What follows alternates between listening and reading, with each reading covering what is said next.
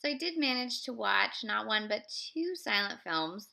They're both not very long, so you can do that. They're both from 1918, and actually, I wish I had only watched one of them because one of them was really good and timeless and wonderful, and the other one was a bit of a slog and slightly disappointing. But both films, I think, are important for what they represented in terms of film history. So, regardless of that, I'm glad that I watched both of them. The first one was Maurice Tourneur's The Blue Bird. Maurice Tourneur, if his name sounds familiar, he is the father of Jacques Tourneur, who did Cat People and all those Out of the Past and all those great RKO films. Um, Maurice Tourneur made this film. He came from France. He made this film in America for producer Adolphe Zukor and for early days of Paramount. And it was actually edited by Clarence Brown, who would then go on to direct some of the great films of the late 20s and early 30s, notably with Greta Garbo. In this film, it is based on a play by Maurice Metternich that follows, it's sort of a fantasy film, kind of in the vein of like sort of Alice in Wonderland meets Wizard of Oz, but also sort of all the Grimm fairy tales and pretty much everything that you can think of all sort of put together. And in watching it, moments of it made me really think of the Jim Henson film Labyrinth, especially the end of this film very much reminded me of the end of Labyrinth. And I can't help but wonder if this was a favorite of Henson's and inspired that film at all. Basically, it follows two young kids named Titel and Meitel who have a little bird, and they have a sick neighbor, and the neighbor wants to see their bird, and they're just like meh. And then when they go to bed at night, they hear a story about the bluebird of happiness, and when they fall asleep, they are visited by a fairy who's going to help them seek the bluebird of happiness. And in doing so, they meet all of the different souls of all of the things that exist, having previously been told by their mother that like they need to be more cautious of their things that they own, and especially stuff given to them by their grandmother. So you get this weird personification of items. So you have a cat that turns into a human cat, really amazing, like a dog, human, and a loaf of bread turns into something, the soul of bread, and which like bread. There's like the soul of fire and the soul of water, and as they go through this phantasmagorical journey towards the bluebird of happiness, they meet like the soul of night and the soul of joy, various souls of joy, on and on and on and on, trying to find this bluebird. I'm not going to tell you how it ends, other than the ending reminded me of Labyrinth. If you remember the ending of Labyrinth, there you go. It's delightful. And then at the very, very end, there's this lovely breaking of the fourth wall where all the kids look straight at the camera and tell the audience to remember that in their seeking of happiness, that it's almost always found at home. So that was lovely. This was shot in Fort Lee, New Jersey. That was the original Hollywood. For those of you who know your film history, hundreds and hundreds and thousands of films in the teens were shot in Fort Lee, New Jersey, including the work of Alice Guy. So this was The Bluebird from 1918. It's so beautiful. It was shot by John Van Den Broek, who died at the age of 23, just a few months after this film was released. I guess he died. Oh wow, yeah, he died while making a film on the ocean. So that's the early days of no safety when they were making these films. So this is The Bluebird. There's a beautiful restoration by Kino that you can find. It is part of the Library of Congress. It's a great film.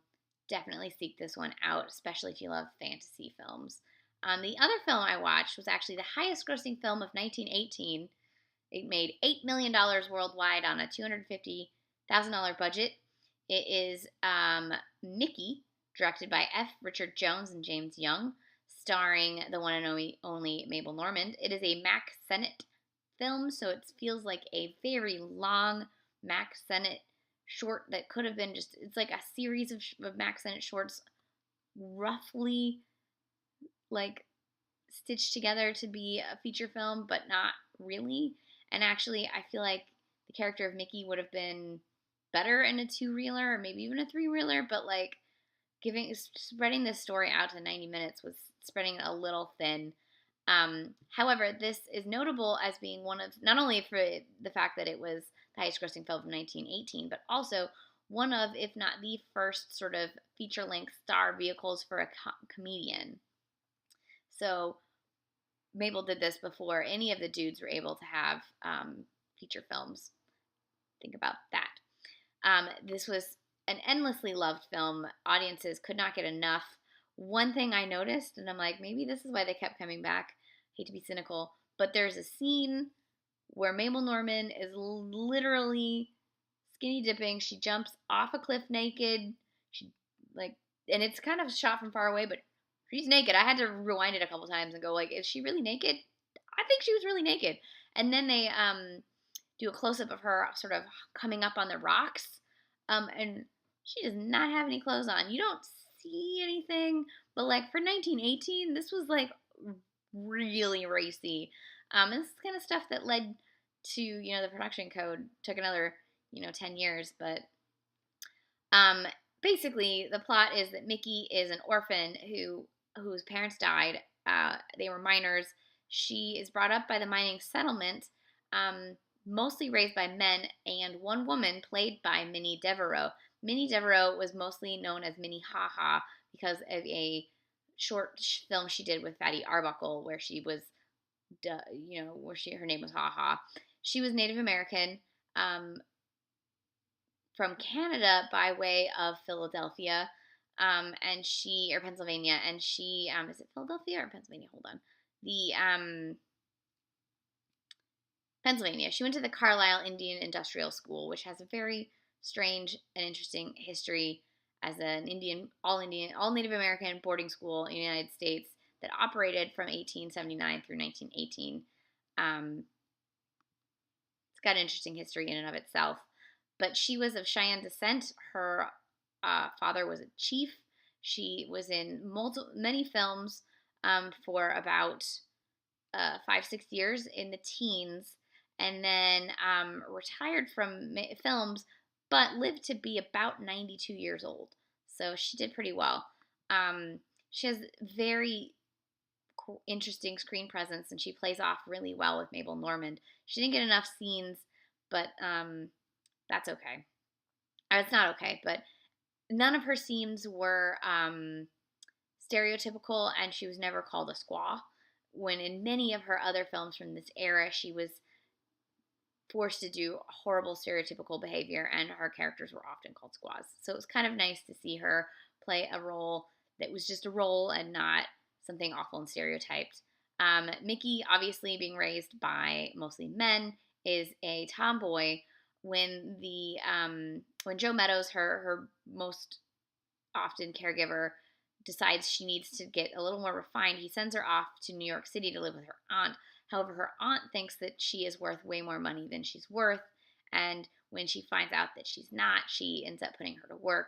More shenanigans get ensued as one of the rich men decides he wants to try to go after her. However, she's already sort of fallen in love with another miner who's, she thought, waiting for her back in the mine, but he's not, because men have no sense of loyalty.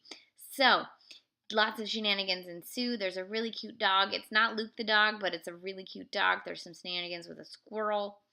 At one point, she goes in drag and pretends to be a jockey. There's a lot happens in this movie. I think it's a good vehicle for the kind of comedy that Mabel was so good at. and she is such a lovely presence on screen. I can see why this movie was so popular. However, like I said, it feels like two or three or even four like Max Sennett shorts sort of stitched together with one recurring character rather than an actual sort of feature film. Um, so if you have to pick between these two movies, I would say watch The Bluebird, but watch both films and just keep watching films from the teens because there's a really interesting time period in cinema, and it's, I think, with modern cinephiles, the least watched era in cinema, and especially not even cinephiles, but like modern moviegoers. I call these films ancient, and I'm just like, ugh, this is where everything you love came from. Show it some respect. Anyways, this one was not filmed in Fort Lee. This was filmed in Mabel Normand's studio that she had in Los Angeles, as well as I think up in Lake Arrowhead. And she had her own company. She was a producer, but her company did not last very long, and she had a wild and crazy life. You should look her up someday. So, anyways, this was The Bluebird and Mickey. They're both from 1918. You can find them both all over the internet. Mickey is in not great condition. It'd be nice if it got a restoration. The Bluebird has been restored about 10 years ago by Kino. So check both these films out. And let me know what your favorite film from 1918 is before I make my top 10 at the end of the year.